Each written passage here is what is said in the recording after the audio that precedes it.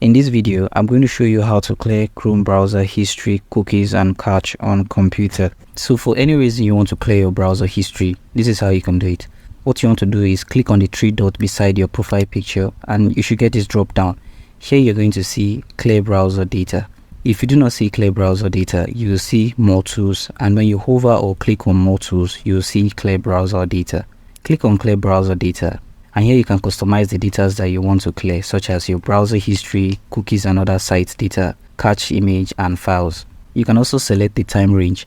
So if you wanted to delete your browser history within the last hours, 24 hours, 7 days, last 4 weeks and all time data, you can customize it in this section. If you choose to clear your cookies, this will sign you out of sites that you are signing into with your autofill, and you have to sign in into that site again. Now if you choose to clear the cache image, this will delete all the images and files that has been downloaded from other sites to make it easy for pages to load faster, so it doesn't have to start downloading those data every single time you visit that site.